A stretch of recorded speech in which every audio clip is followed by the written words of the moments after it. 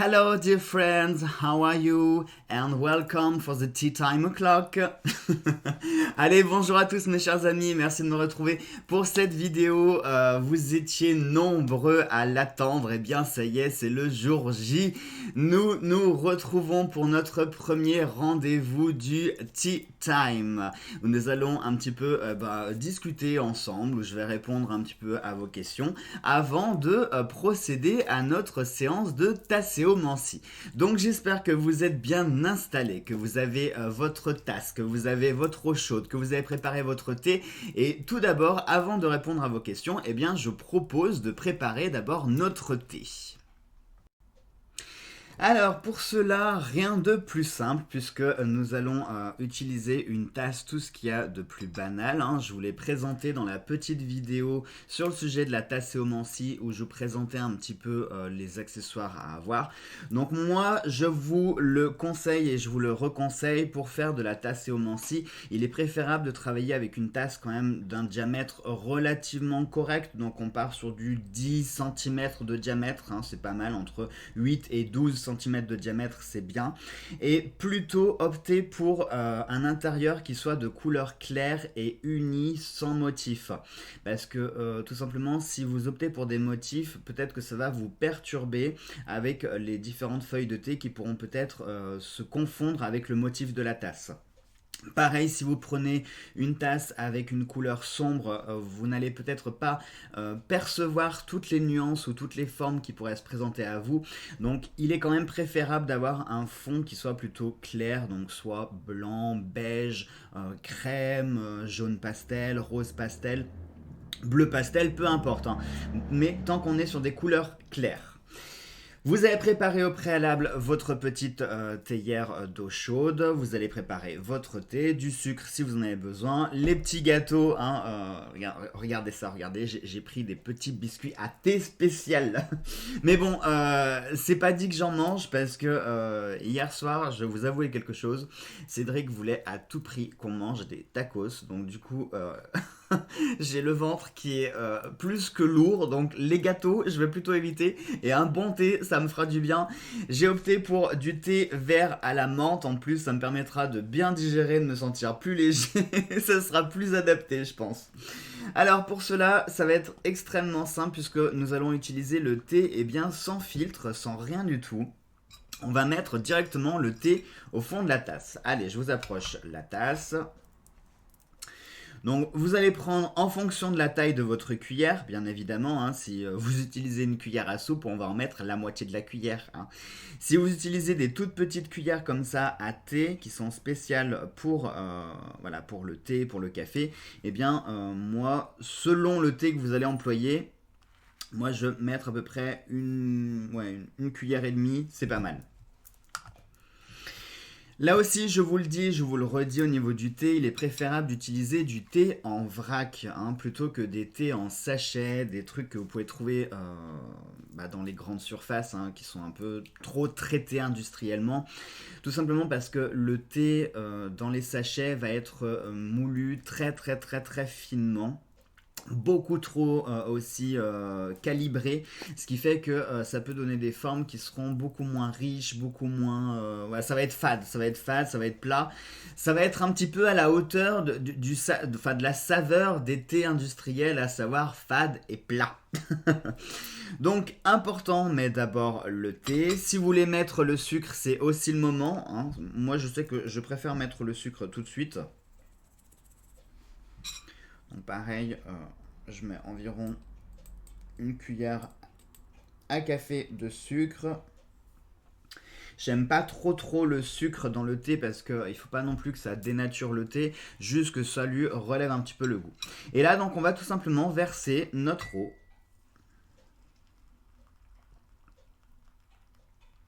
À peu près 8 dixièmes de la tasse. Voilà. Je sais pas si vous voyez, ça c'est bien. Et on va tout simplement laisser maintenant infuser le thé. Donc ne vous inquiétez pas pour les feuilles qui vont naturellement retomber au fond de la tasse. Donc on pourra boire sans risque d'avaler des morceaux ou quoi que ce soit. Il faut simplement laisser les feuilles se gorger d'eau et elles vont retomber. D'ailleurs, je ne sais pas si vous le voyez. On a Regardez, on a quelques feuilles qui retombent naturellement au fond. Dès qu'elles sont imbibées d'eau, hein, dès qu'elles sont bien gorgées, puisque le thé c'est quelque chose qui est déshydraté, donc dès que vous allez le réhydrater, eh bien tout simplement les feuilles vont devenir beaucoup plus lourdes et ne pourront plus flotter à la surface et vont simplement retomber au fond. Voilà, donc on va laisser infuser notre thé et maintenant eh bien c'est le moment un petit peu de blablater. Allez les amis, on se retrouve maintenant pour un petit moment de discussion. Je propose pas non plus qu'on s'éternise pendant 30 minutes, hein, puisque quand même le sujet c'est avant tout la tasséomancie. Je vais essayer de vous montrer, je sais pas si vous allez voir à la caméra, non je pense que vous n'allez pas voir. Alors attendez, ce que l'on va faire... Je voulais vous montrer que les feuilles de thé étaient bien tombées au fond de la tasse.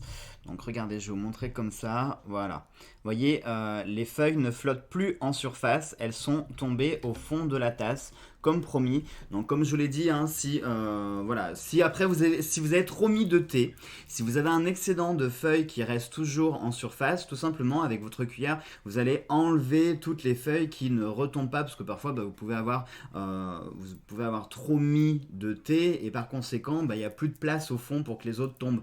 Donc vous enlevez l'excédent des autres feuilles et vous gardez bien celles qui sont au fond de la tasse. Alors on y va pour notre petit moment de discussion, donc permettez, je vais savourer mon thé puisque c'est aussi le sujet de la vidéo.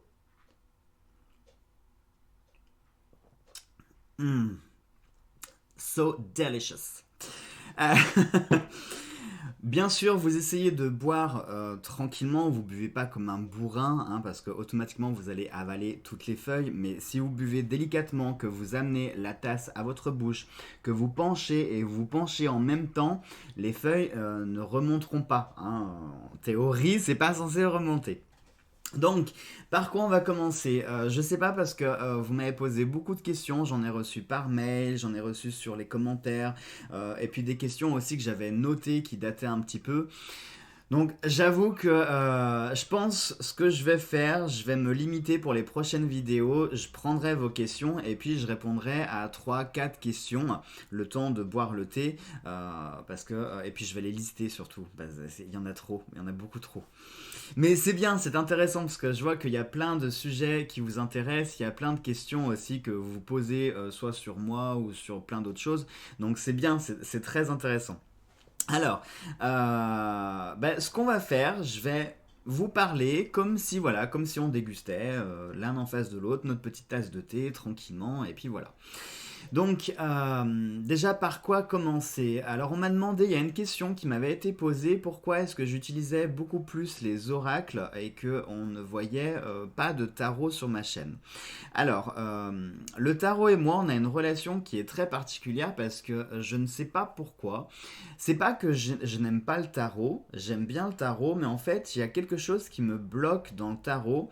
Je ne me sens pas libre quand j'utilise un tarot. Alors je sais, il y a beaucoup de personnes qui vont défendre le tarot, qui vont dire au contraire qu'un tarot c'est beaucoup plus riche, beaucoup plus détaillé qu'un simple oracle, etc. Oui, très certainement, hein, ces personnes ont certainement raison, mais moi, c'est mon ressenti personnel et ça n'engage que moi de dire ça.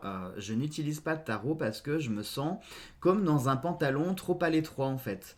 Je sais pas, il y a une espèce de, je sais pas comment on va dire, un oracle pour moi ça permet beaucoup plus de liberté. C'est-à-dire que quand je manipule un oracle, je ne vais jamais interpréter une carte de la même façon.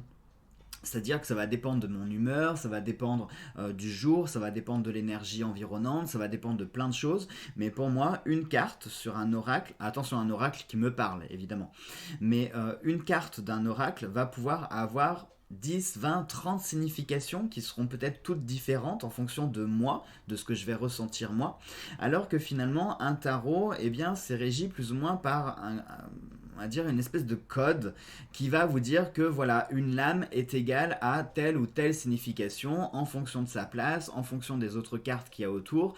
Enfin, vous voyez, du coup, je me sens rapidement un petit peu à l'étroit et je me sens... voilà. Donc c'est pour ça que des tarots, j'en ai des très jolis parce que j'aime beaucoup les tarots, hein, faut pas croire, hein. Je dois en avoir, sans vous mentir, je dois avoir une bonne dizaine de jeux de tarot. Parce que j'aime beaucoup autant des tarots type Rider-Waite que des tarots type Marseille. J'aime beaucoup les tarots, mais voilà, en pratique, j'aime pas les pratiquer parce que je me sens trop à l'étroit. Voilà, tout simplement. Ensuite, l'autre question qui m'a été posée, qui est revenue très souvent, à quand tu reprends les histoires de fantômes? Alors rassurez-vous, ça reviendra, ça va revenir. Mais c'est juste que il faut un petit peu, comment je pourrais vous dire ça? Euh, il faut que je rassemble tout ce qui a pu se passer parce que là, tout ce que je vous avais raconté dans les premières vidéos, c'est vraiment les grosses choses, c'est vraiment les très gros cas, voilà, c'était le costaud de chez costaud. Depuis, sans vous mentir, depuis que j'ai pris mon appartement, que j'ai pris mon indépendance, c'était en 2007. Oui, déjà. C'est déjà. C'est on va pas dire que ça s'est calmé, mais ça s'est un petit peu dilué. Ça, voilà, c'est-à-dire que les manifestations, elles sont plus aussi virulentes, elles sont plus aussi violentes. Il y a des choses qui se manifestent, mais voilà, ça va être par exemple des bruits, ça va être des parfums, des odeurs, des sensations, des objets parfois que je retrouve cassés, qui sont tombés ou littéralement qui ont disparu. Je vous jure, des fois j'ai l'impression d'avoir une maison qui est percée parce que les choses disparaissent littéralement, on ne les retrouve plus jamais. Mais voilà, c'est plus dilué, c'est plus. Et puis il y a eu aussi d'autres choses qui se sont faites, du fait que j'ai accepté aussi qui j'étais. Alors qui j'étais, c'est un bien grand mot parce que j'aime pas du tout dire ça. Ça fait vraiment pompeux, je trouve. Ça fait le charlatan de base, vous savez, avec des pouvoirs hors normes, etc. Non. Ça, c'est vraiment un truc que j'aime pas. Il n'y a pas de personnes hors normes, il n'y a pas de personnes avec des super pouvoirs. Non, comme je vous l'ai toujours dit, on a tous plus ou moins des facultés. Soit on décide de les travailler, soit au contraire, on décide de ne pas les travailler. Il y a des personnes qui vont être naturellement innées et douées pour quelque chose. Par exemple, il y en a, ils sont doués pour la cuisine naturellement. Hein, ils vont mélanger absolument n'importe quoi, ça va donner un grand plat. Et d'autres personnes, ils vont mélanger n'importe quoi, ça fera n'importe quoi. Voyez, bon c'est le même principe. Il y a des personnes qui sont douées naturellement pour dessiner, d'autres pour chanter, d'autres pour ceci, pour cela. Et les dons spirituels, c'est le même principe. Il y a des personnes qui sont naturellement douées pour certaines choses, et puis d'autres qui vont apprendre. Hein. Alors ça veut pas dire que elles seront moins douées que les personnes qui sont douées naturellement. Prenons l'exemple d'Harry Potter. Hein. Vous prenez Hermione Granger, c'est une sang de bourbe, donc c'est-à-dire une sang mêlée. Hein. C'est pas, elle n'est pas sorcière, enfin elle aime rien du tout puisque ses parents sont moldus, donc elle est rien. Et pourtant, on voit dans toute la saga qu'elle devient une sorcière extrêmement forte, extrêmement douée et puissante. Donc vous voyez comme quoi, même quand on n'a pas entre guillemets de prédisposition, si on y met tout son cœur et toute sa volonté à apprendre, on peut arriver à un joli niveau. Voilà. Sauf qu'il faudra plus de temps que quelqu'un qui est naturellement doué, qui va dès le premier coup faire quelque chose qui sera déjà au top. Vous voyez, il faut pas se démoraliser. Si vous saviez comme ça fait du bien de boire un bon thé menthe, parce que alors le tacos hier, je vous jure, je me le sentais pas plus que ça en fait. J'ai dit oui pour faire plaisir à Cédric, puis lourd, trop lourd, trop. C'était trop lourd, beaucoup trop lourd. Et en plus, il faut que je me calme là sur les raclettes, les chocolats, les trucs comme ça, parce que j'ai un peu pris de poids. Et j'ai les conventions qui vont revenir, j'ai des costumes dans lesquels il faut que je rentre. Et ça va pas le faire, ça va pas le faire du tout non, si j'arrive à ressembler à Michelin. Non, c'est pas possible. Donc c'est pour ça, là, on va se lancer dans une cure détox, ça va me faire un grand bien ces vidéos. Je propose même de le faire tous les jours, hein, voilà. On va mettre ça en place tous les jours. Allez, sinon, quoi d'autre comme question aussi qui m'a été posée? C'est qu'il y en a tellement... il y en a tellement en fait des questions qui m'ont été posées. Qu'est-ce que je pourrais vous dire par exemple? Bon, il y a des questions un peu plus classiques sur quels sont mes oracles préférés, etc. Alors là encore, j'ai pas vraiment d'oracle préféré. Pour la simple et bonne raison que pour moi, les jeux, ça va être des coups de cœur. Je vais fonctionner au coup de cœur. C'est-à-dire que autant je peux jeter mon dévolu sur un jeu de cartes, que je peux jeter mon dévolu sur un livre, des tasses. Enfin, moi, ce que j'aime, c'est les méthodes différentes. Excusez-moi. Mais ça, c'est le thé, ça me fait digérer. Ce que j'aime, moi, en fait, c'est les méthodes et les supports qui sont originaux, qui ne sortent pas du lot. C'est pas pour critiquer n'importe quelle chaîne, d'accord? Je ne vise absolument personne, qu'on soit bien d'accord.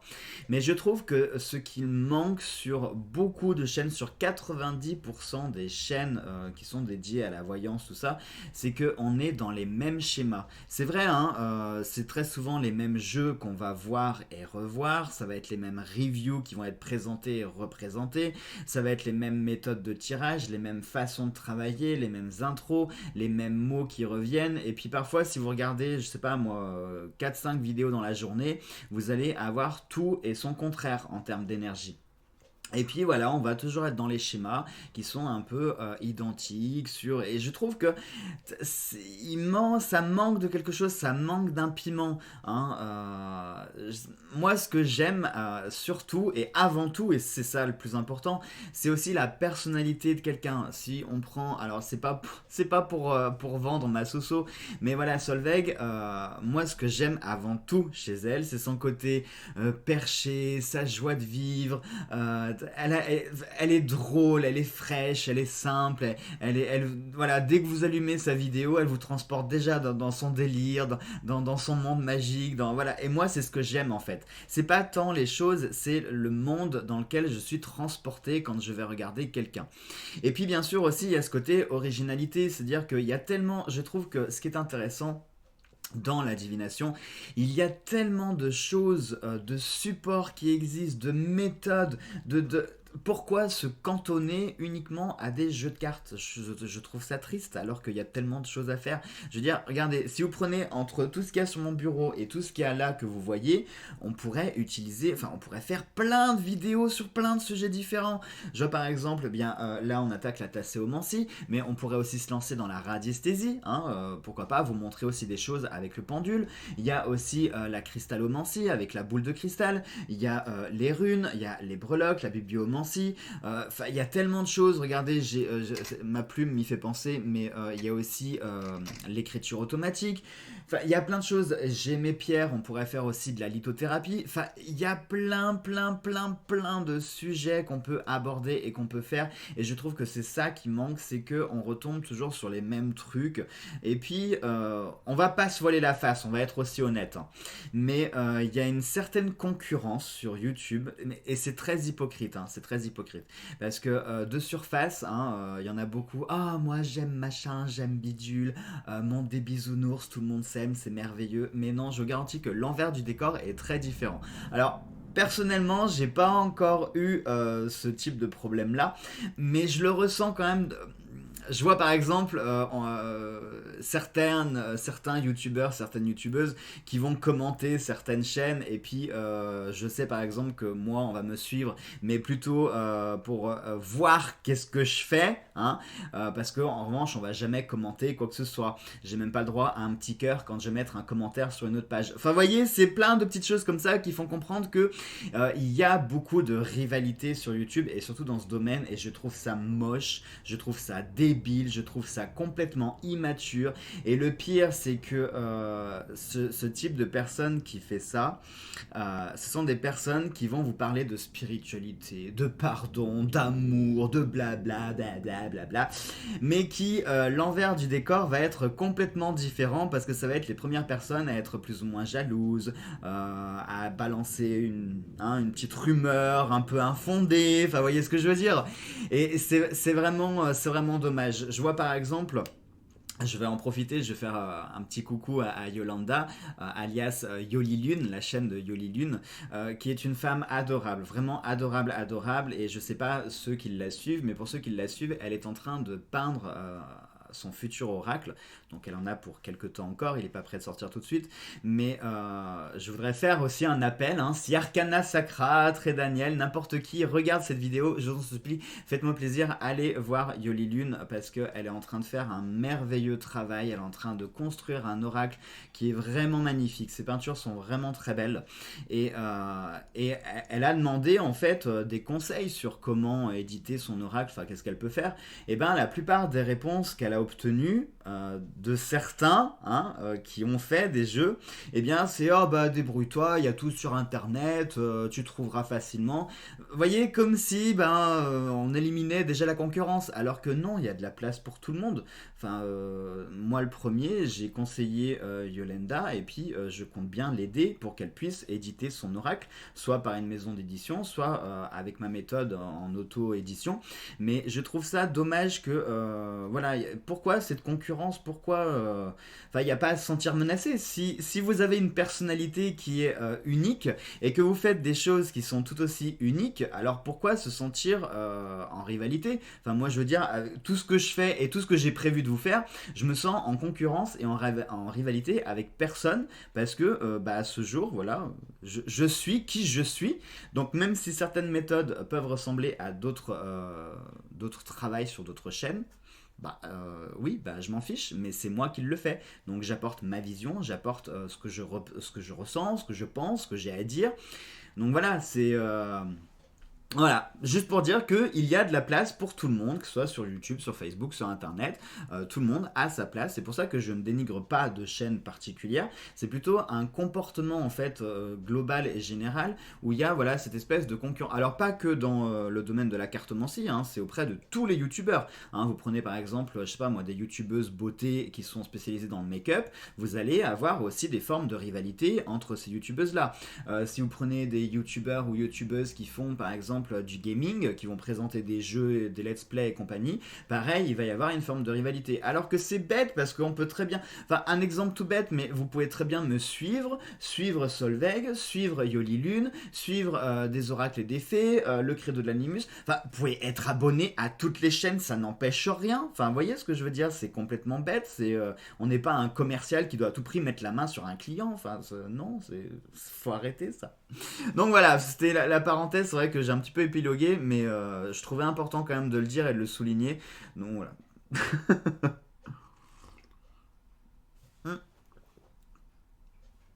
Avaler une feuille. Allez, sinon quoi d'autre? Qu'est-ce qu'il y avait aussi comme question qu'on m'avait posée? C'est qu'il y en avait tellement, j'aurais dû les noter. Alors attendez, vous savez ce que je vais faire? Je prends mon téléphone, je vais aller sur la chaîne et je vais regarder un petit peu les derniers commentaires ou les dernières vidéos, les dernières questions, parce qu'il y en avait qui m'avaient été posées, que j'ai vu là il n'y a pas très longtemps en plus, juste avant d'attaquer la vidéo. J'avais vu une question qui était super intéressante et que je me rappelle plus. C'est pour ça qu'il faut que je les note. Pour les prochaines vidéos, je vais les noter. Après, excusez-moi, comme c'est la première vidéo, c'est une vidéo un petit peu, on va dire, une vidéo test. La prochaine vidéo sera une version 2.0 où ça sera plus cadré, où ça sera moins bohème, d'accord? En plus, j'ai bientôt terminé de monter, donc ce qu'on va faire, on va juste répondre à une dernière question et puis après, on attaquera la séance. Alors.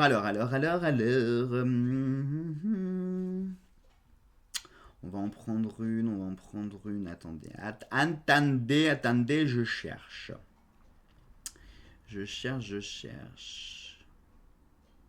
Oui, rien à voir. J'ai une abonnée qui m'a demandé si Kusmiti livrait en Israël. Alors, je pense que oui, puisque c'est un site, voilà, on peut aller sur leur site.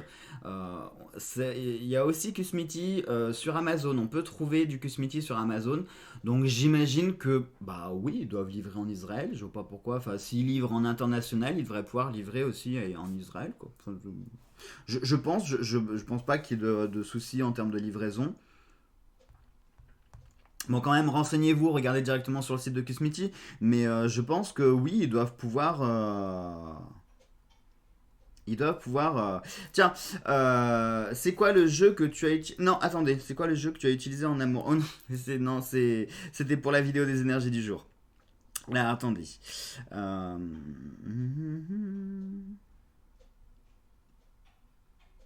C'est que j'en ai tellement... Ah, voilà une question qui était intéressante. Donc, c'est une abonnée qui me demande qu'est-ce qui t'a décidé à pratiquer le tirage de cartes. Ça, c'est très intéressant. Alors, ce qui m'a décidé à pratiquer, eh bien, c'est tout simplement un dessin animé, un manga, hein, donc un dessin animé japonais, qui m'a fait découvrir mon premier jeu de cartes dont je suis littéralement tombé amoureux et qui me suit encore aujourd'hui. Pour ceux qui me connaissent bien, vous allez savoir de quel manga je vais parler. Il s'agit de Cardcaptor Sakura. C'est un très vieux manga qui était diffusé sur M6 à l'époque, M6 Kid. C'était le mercredi après-midi, puisque je me souviens, je partais, j'avais cours le mercredi matin au collège, et je me souviens que je n'allais pas à la cantine exprès pour vite rentrer chez moi, pour vite arriver à 13h devant M6 Kid pour pouvoir regarder Sakura. Parce qu'en plus, Sakura, c'était le premier dessin animé qui arrivait en début d'émission. Et en fait, dans ce manga, donc ça raconte l'histoire d'une petite fille qui trouve un livre magique dans la bibliothèque de son père, et puis sans le savoir, en fait, elle possède des pouvoirs magiques qui vont lui permettre, eh bien, tout simplement d'ouvrir ce livre qui est scellé par la magie, et à la suite d'une petite bêtise, en fait, elle va libérer toutes les cartes de Clos qui vont, eh bien, partir dans la nature. Sauf que les cartes ont une âme, ce sont des créatures vivantes, et donc du coup elles vont pouvoir se matérialiser et mettre un peu le bazar dans toute la ville et puis menacer le monde. Donc comme vous en doutez, Sakura va découvrir que grâce à ses pouvoirs magiques, elle est en capacité de pouvoir récupérer toutes ces cartes et leur faire reprendre leur forme, etc., éviter la catastrophe. Et en fait, ce qui m'a motivé voilà, à débuter les tirages de cartes, c'est grâce à ce manga, parce que j'étais tombé amoureux de ces cartes. Et lors d'un anniversaire, ma maman m'avait offert, alors c'était vieux parce qu'il fallait commander ça sur des catalogues. Moi à l'époque, il n'y avait pas internet comme aujourd'hui. Hein, j'ai beau avoir 33 ans, il y a près de 20 ans de ça, Internet, c'était pas aussi répandu. Hein. Tout le monde n'avait pas Internet, tout le monde n'avait pas de PC, donc il fallait commander sur des catalogues, sur des... Voilà. Oui, ça fait un peu Moyen-Âge, je sais, mais c'était comme ça il y a 20 ans. Hein. Et donc, elle avait réussi à me commander mon premier livre avec les cartes dedans. Et c'est ça qui, naturellement, m'a fait, eh bien, parce qu'il y a un épisode dans Sakura où Sakura utilise les cartes pour faire un tirage, justement, afin de découvrir l'identité, eh bien, d'une menace. Et quand j'ai vu ça, je me suis dit, oh, punaise, c'est génial et tout, faut trop que j'essaye. Et donc, naturellement, je me suis mis au tirage de cartes comme ça. Et comme vous le savez, je vous l'avais un petit peu expliqué avec tout ce que j'ai vécu dans les trucs paranormaux, pendant des années, j'ai cherché ma voie. C'est-à-dire que de base, de confession, je suis protestant, j'ai pris le baptême protestant également, mais il y a des choses qui m'allaient pas dans la Bible, dans les églises, dans les écrits, dans voilà, dans l'enseignement, il y avait plein de choses qui m'allaient pas parce que beaucoup de choses qui étaient paradoxales, voire contradictoires, enfin bref, on va pas épiloguer. Et donc du coup, je suis un petit peu parti partout, j'ai fait un petit peu toutes les branches de la chrétienté, je suis parti aussi chez les bouddhistes, j'ai étudié un petit peu le taoïsme, enfin, vous voyez, j'ai fait plein de branches multiples. J'ai bifurqué aussi sur l'hindouisme pour voir un petit peu ce qui s'y passait. Je suis parti après sur la sorcellerie médiévale classique. Hein, alors je vais pas dire Wicca parce que la Wicca c'est un mouvement néo-païen qui a fait ses apparitions dans les années 60. Hein, c'est quand même assez récent la Wicca. Moi j'ai vraiment étudié tout ce qui était sorcellerie celtique européenne, la classique, la traditionnelle, hein, celle qui est pleine de clichés, c'est-à-dire la sorcière sur son balai avec son chaudron, etc. etc. Et donc, cherchant ma voie, il me fallait plus ou moins des réponses. Et comme personne était capable de m'apporter des réponses, parce qu'à 13-14 ans, j'étais quand même vachement mature dans ma tête. J'étais vraiment, j'étais très mature. J'étais très loin d'être un adolescent comme tous les autres. Hein. Honnêtement, moi déjà à 13-14 ans, je commençais déjà à me poser des questions existentielles sur pourquoi l'univers est ainsi, pourquoi ceci, pourquoi cela. Vous voyez, j'étais déjà comme ça à 13 ans quand même. Hein. Donc vous imaginez, 20 ans après, ça s'est pas amélioré. Et j'ai naturellement commencé voilà, par les cartes. Je me suis dit peut-être que ça m'apportera des réponses. Et effectivement, quand j'ai vu que j'avais plus ou moins des prédispositions assez faciles pour lire naturellement des choses. Et puis en fait, comment vous expliquer ? Les cartes pour moi ça me sert de support, c'est-à-dire c'est pas les cartes qui vont me fournir la vision ou quoi que ce soit, non c'est que j'ai tellement de choses dans la tête que les cartes vont me permettre d'offrir un support visuel pour ranger en fait tout ce qu'il y a dans ma tête, hein, ranger le bordel qu'il y a dans ma tête. Ça va me permettre de classifier et de pouvoir tirer voilà, les choses qui me viennent naturellement et de façon intuitive et instinctive. Eh bien, je vais pouvoir les transposer sur les cartes, les jeux ou les autres supports que je vais utiliser.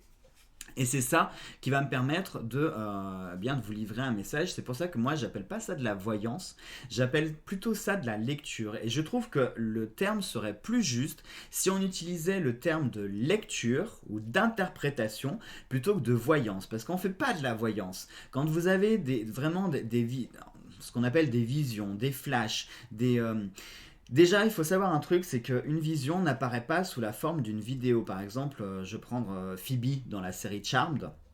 Hein, quand elle a son flash, ça lui fait une courte vidéo qui défile. Non, une vraie vision, c'est pas ça, pour de vrai. Hein. Je sais pas les autres comment ça se manifeste, mais je vais vous dire, moi, mon ressenti et mon expérience perso, c'est qu'une vision va prendre plein de formes. Ça peut être par exemple une suite de mots, des phrases qui vont défiler comme ça, comme si ça défilait devant vos yeux. Vous allez avoir une suite de mots. Ça peut être un prénom qui va sortir en bien gros, ça peut être un chiffre, ça peut être une couleur, ça peut être un sentiment, ça peut être une émotion, ça peut être un lieu particulier. Ensuite, vous pouvez avoir ces sortes de voix qui vont vous parler. Alors quand je dis des voix, je parle pas comment on appelle ça, de la schizophrénie, hein, de quelqu'un qui a un dédoublement de personnalité. Non, non, c'est pas des voix audibles dans les oreilles. Non, c'est plus, vous savez, comme la petite voix de la conscience qui vous dit tu devrais pas faire ça, tu devrais plutôt faire ceci, etc. Voilà, ça serait plutôt des petites voix de conscience qui vont vous murmurer quelque chose. Alors ça peut être soit une information, ça peut être le nom d'une personne, un lieu, etc. Enfin, vous voyez, ça peut prendre plein de formes différentes. Et parfois, ça peut prendre aussi la forme d'une vision brute, ce que j'appelle brute, c'est-à-dire une suite d'images ou de ressentis tels que des sensations de déjà-vu. Je pense que ça vous est tous arrivé une fois. Vous arrivez dans un lieu ou une conversation, n'importe quoi, et vous avez une sensation de déjà-vu, mais même de déjà vécu. C'est-à-dire que l'environnement, le lieu, tout, vous avez l'impression de l'avoir déjà vu, de l'avoir déjà vécu. Et bien, parfois, on peut avoir ce type d'image avec cette sensation comme ça de déjà vu, déjà vécu, et quand vous allez arriver dans le lieu que vous avez précédemment vu, vu entre guillemets, effectivement, ça va vous frapper comme étant une évidence, parce que vous allez dire, ah oui, effectivement, oui. Après, ça peut être des rêves aussi, ça peut prendre l'apparence de rêve. Alors pareil, les rêves, parfois, ça peut être quelque chose qui va être très net, un film dont vous allez vous souvenir de tous les détails lorsque vous allez vous réveiller. Et puis parfois, ça va être plutôt des suites d'images qui sont très brouillonnes, qu'il va falloir reconstituer un peu comme une sorte de puzzle. Et puis, il va falloir parfois travailler très rapidement parce que dès que vous allez vous réveiller, si vous n'écrivez pas ce dont vous avez rêvé dans la nuit, en 3-4 minutes, ça peut complètement disparaître de votre mémoire. Autant parfois il y a des rêves qui vous marquent et dont vous allez vous souvenir ad vitam aeternam, autant il y a des fois, voilà, ça va être très très fugace et il faut à tout prix inscrire ce genre de choses. Voilà, j'espère que j'ai répondu à la question. Allez, on va finir le thé parce que ça fait quand même 32 minutes. Vous voyez dans la vidéo hier de la tasséomancie, je vous ai dit qu'il y en aurait au moins pour 40 à 50 minutes. Bingo, je suis dans les temps. Allez, regardez, je vous montre un petit peu, je sais pas si vous allez voir, il reste pas beaucoup de thé. Et justement, il va falloir qu'on laisse un fond, donc je vais essayer de tout boire d'un coup.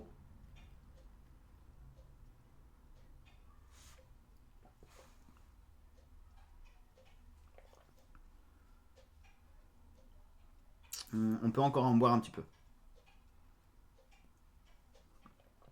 Voilà, c'est pas mal. Allez, du coup, je vais vous rebasculer de l'angle, la caméra, pour que vous puissiez voir ce qu'il faut laisser dans votre tasse. Parce que vous allez voir qu'il faut laisser, vous ne buvez pas tout, vous laissez un petit peu de liquide au fond de votre tasse, juste de quoi... Bon, je vous bascule, ce sera plus simple parce que là ça veut rien dire, vous comprenez pas. Alors, nous revoilà. Donc, ce sera plus simple comme ça de vous montrer. Regardez donc l'intérieur de la tasse. J'ai laissé un peu de liquide. Vous voyez, il n'y en a pas énormément, mais ça permet juste de pouvoir humidifier, enfin de garder... J'arrive pas à trouver le mot que je voudrais dire en fait. Il faut que vous gardiez juste le niveau, que ça puisse recouvrir les feuilles. Voilà, ça y est, on va y arriver. Donc vous allez prendre maintenant votre tasse, soit de la main droite si vous êtes gaucher, soit de la main gauche si vous êtes droitier. Oui, donc moi si je prends ma tasse de la main droite, c'est que je suis gaucher, mais très exactement, je suis ambidextre. Oui, c'est très rare, je sais, mais étant quelqu'un de pas normal, ça ne devrait pas vous étonner que je sois ambidextre.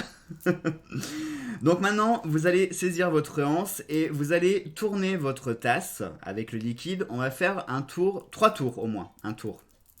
Je voulais dire, on va tourner 3 fois. Donc attention à ne pas tourner trop fort parce que sinon vous allez bien faire gicler des feuilles de partout, ça va être immonde. Hein, donc vous ne secouez pas comme un bourrin, on y va tranquillement, mais quand même fermement, ok? On va compter ensemble. Vous pouvez compter à haute voix si vous voulez. Après 3 tours, c'est plus pour le cliché et c'est la tradition qui dit 3 tours. Vous tournez autant de fois que vous voulez. Par contre, ce qui peut être bien, c'est que vous pensez très fort à votre question au moment que vous tournez votre tasse. Vous pensez très fort à votre question. Si vous avez une question, si vous n'avez pas de question, eh bien, vous demandez à la tasse tout simplement de vous dire ce qu'elle a envie de vous dire ou ce qu'il faut vous dire. Hein. C'est ce qu'on appelle dans les cartes un tirage général. Lorsque vous n'avez pas de question particulière, on fait quelque chose de général et on voit ce qui ressort et s'il y a des domaines précis à travailler ensuite. Donc, on fait un petit silence, on pense très fort à la question et on fait le petit tour.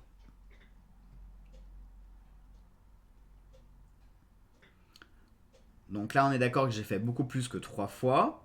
Ok. Et ce qu'il faut faire aussi, c'est que quand vous tournez votre thé, vous ne vous arrêtez pas, vous continuez à tourner, vous prenez votre soucoupe et hop, vous la retournez comme ceci. Vous tapez 3 petits coups pour pouvoir un petit peu faire retomber le trop-plein. Vous voyez, là par exemple, j'ai mis du thé sur mon tapis. Voilà, j'ai fait le cochon, j'en ai mis de partout. C'est très bien, Jonathan, bravo. Donc vous voyez qu'il ne faut pas remuer trop fort parce que sinon, eh ben, voilà, on fait des petits cacas comme je viens de faire. Bon, heureusement, c'est du thé, ça tâche pas trop, donc avec un petit peu d'eau, ça devrait aller mieux. Une fois que votre tasse s'est égouttée, vous pouvez la prendre, hop, et on peut y aller tout simplement. Donc là, vous voyez, on a notre tasse avec les feuilles de thé qui se sont positionnées.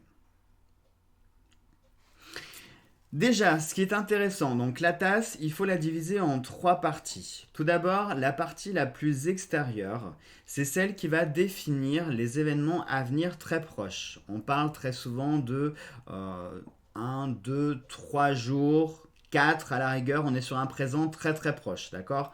3, 4 jours, maximum 4 jours. Au milieu, on va plutôt être sur quelque chose qui va être un petit peu plus éloigné, c'est-à-dire qu'on parle de quelque chose pour la semaine, éventuellement semaine prochaine. Hein, on est sur 5, 6 jours maximum, vraiment grand maximum, une petite dizaine de jours. Et enfin, tout ce qu'il va y avoir au fond de la tasse, on va plutôt parler des choses qui sont plus éloignées dans le temps.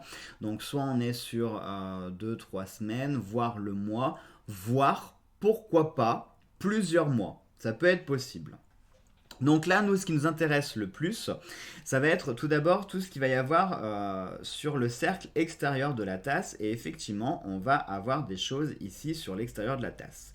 Ce qui est important avant tout, lorsque vous allez débuter la tasséomancie, là, c'est notre premier cours, d'accord? Donc, on ne va pas faire l'interprétation, on ne va pas commencer aujourd'hui l'interprétation. Je vais d'abord vous donner les premiers conseils, les premières bases pour faire votre séance de tasséomancie.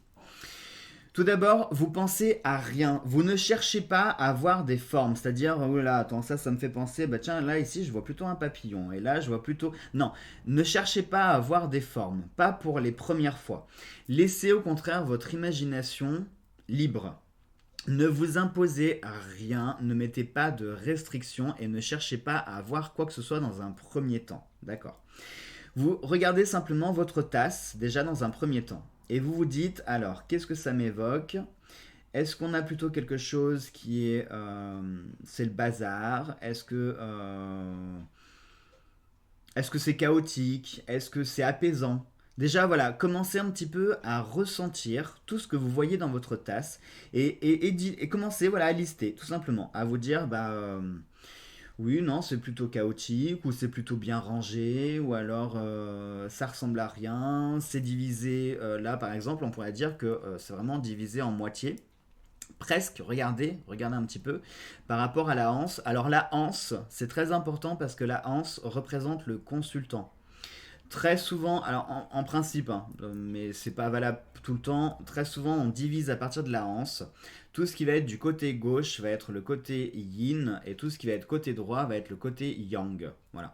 Donc ce serait plutôt la partie lumineuse et la partie sombre. C'est pas toujours valable, hein, c'est en principe dans le général.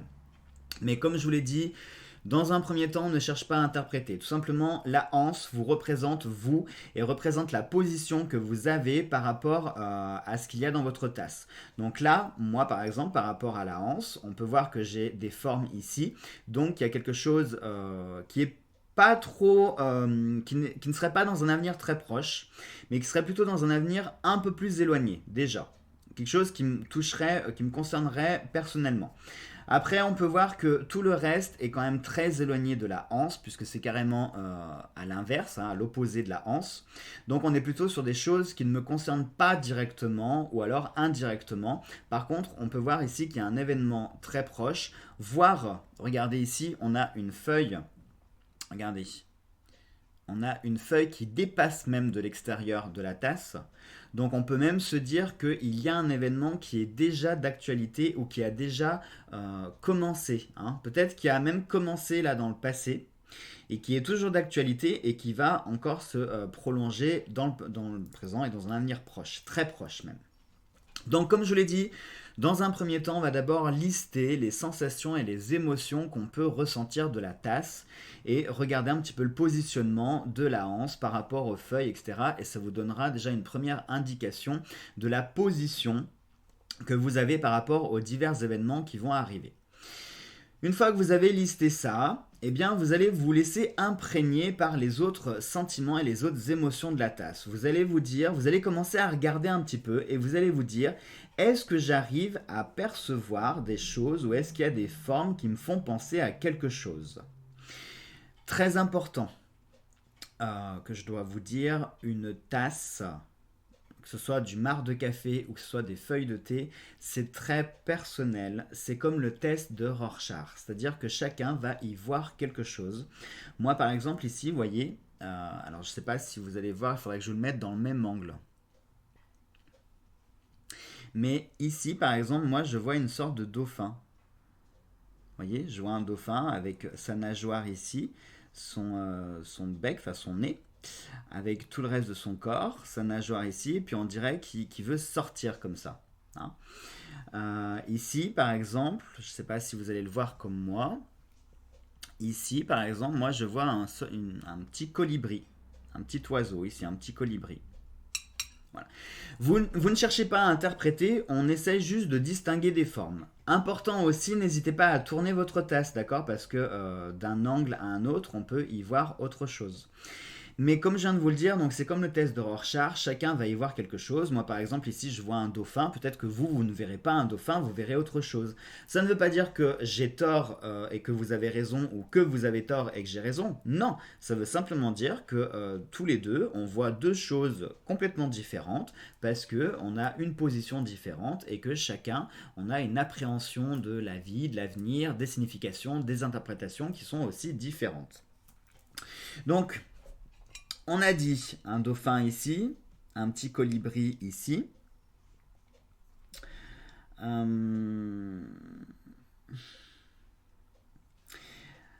Là, par exemple, je sais pas, ça me fait plutôt penser à un oiseau, mais un oiseau qui serait long sur pied, type une autruche, une cigogne, un cygne, un flamant rose, hein. Je sais pas, ici ça me fait penser à deux longues pattes qui serait tenu ici, avec l'oiseau là, la tête ici, et puis ces deux ailes qu'il a repliées sur le côté. Par exemple, hein.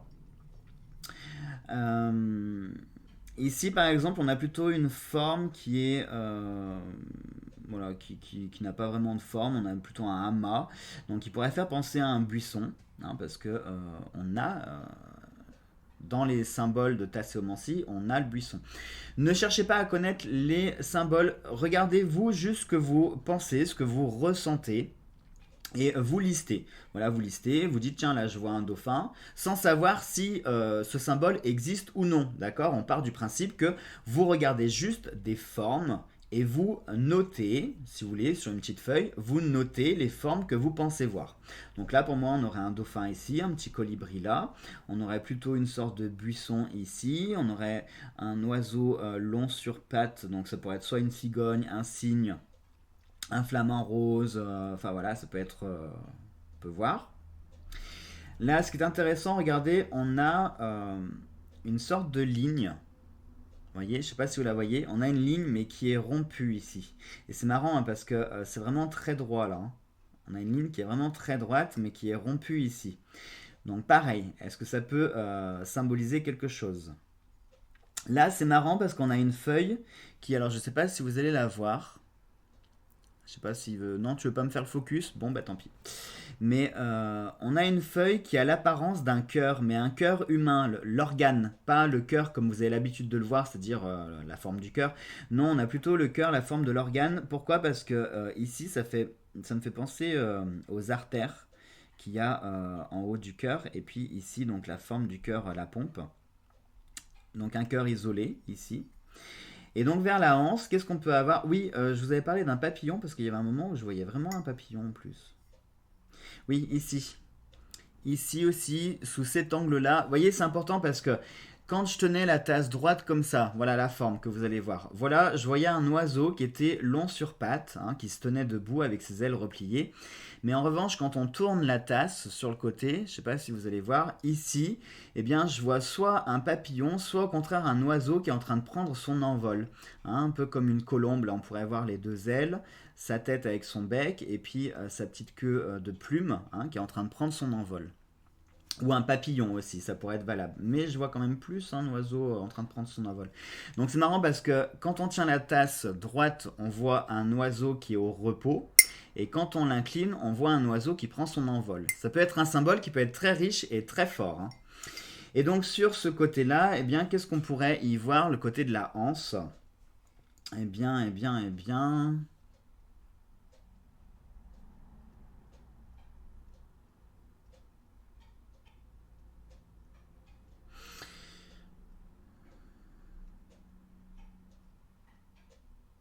Alors, là, ici, ça me ferait plutôt penser à une fleur.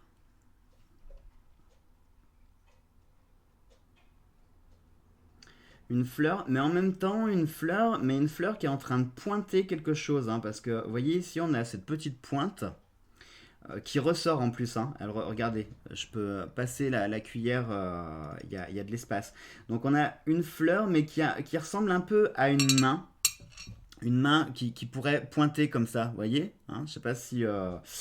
Donc on pourrait avoir une main comme ça qui est en train de pointer quelque chose et qui pointe justement, si on continue la diagonale, elle pointe le dauphin. Donc ça pourrait être lié. Hein. Peut-être que c'est un doigt ici qui veut attirer l'attention sur un dauphin, sur la symbolique du dauphin. Ici, j'ai l'impression de voir un animal aussi, peut-être un animal marin, parce que j'ai l'impression de voir comme une espèce de poisson. C'est le petit triangle là qui m'interpelle là. Je ne sais pas si vous le voyez. On a un petit triangle. Mais oui, j'ai l'impression de voir un animal marin aussi.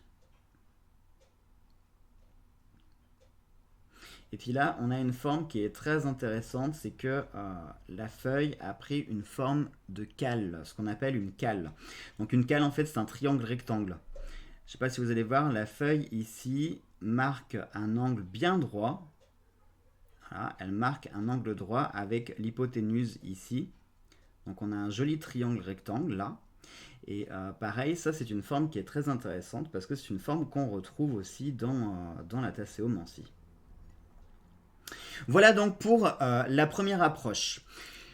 Je vais m'arrêter là pour cette première séance, pour la simple et bonne raison, comme je viens de vous le dire, là on pose les bases de la tasséomancie.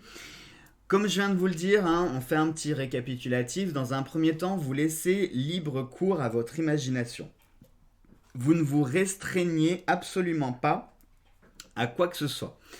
Vous regardez d'abord votre tasse pour voir un petit peu la position de chaque chose, s'il y a des choses sur le cercle extérieur hein, qui symbolise un avenir très proche, le cercle du milieu qui va symboliser un avenir un petit peu plus éloigné et le fond de la tasse qui va parler d'un avenir éloigné. L'anse représente le consultant, donc vous regardez la position que vous avez par rapport au reste de la tasse.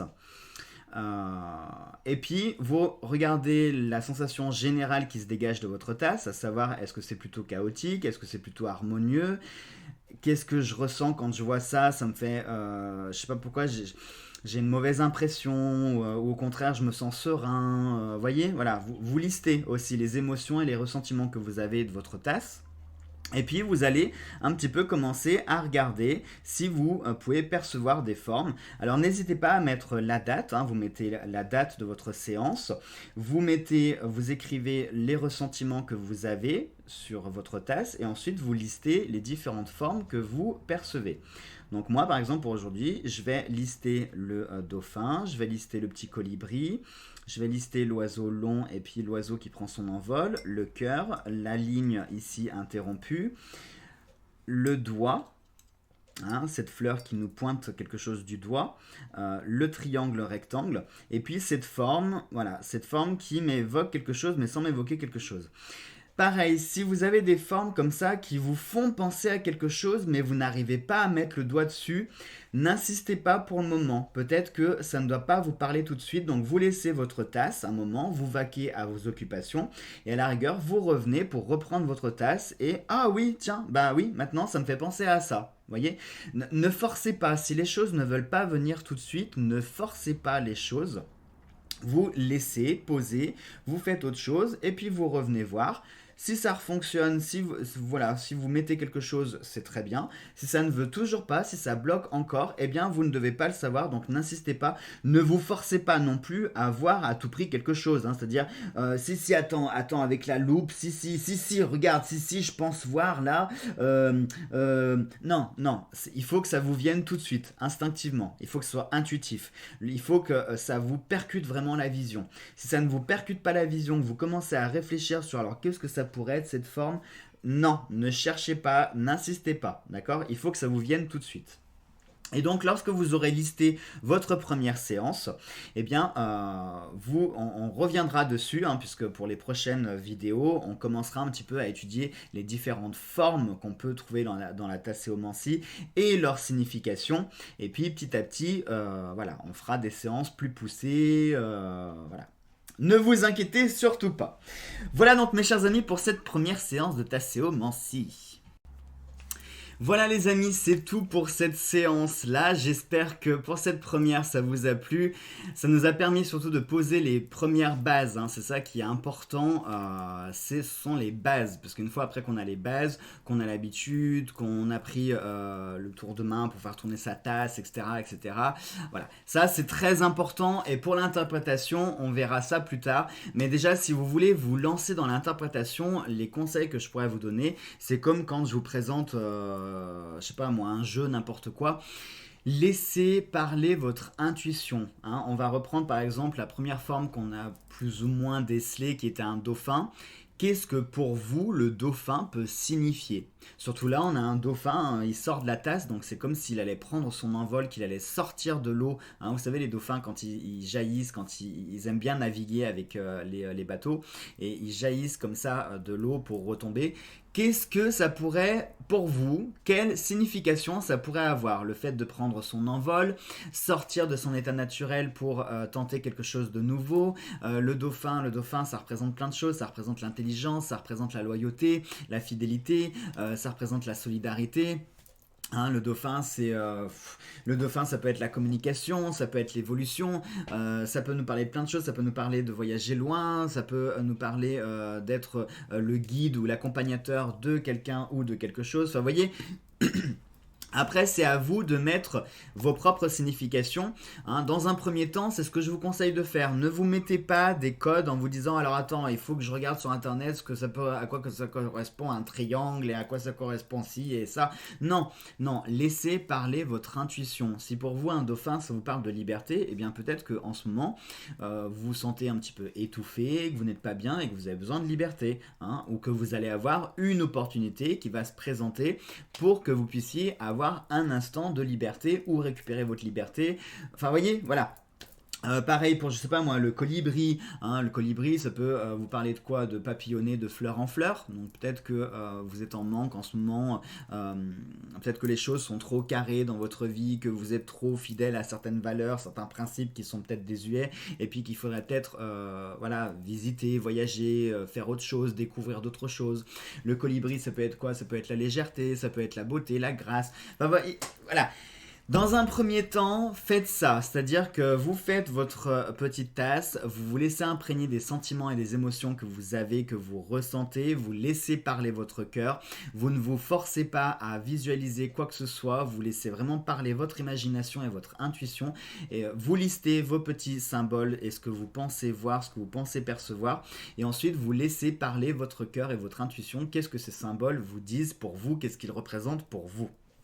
Et on verra plus tard, dans les autres vidéos, vraiment à quoi les symboles, en principe, sont associés.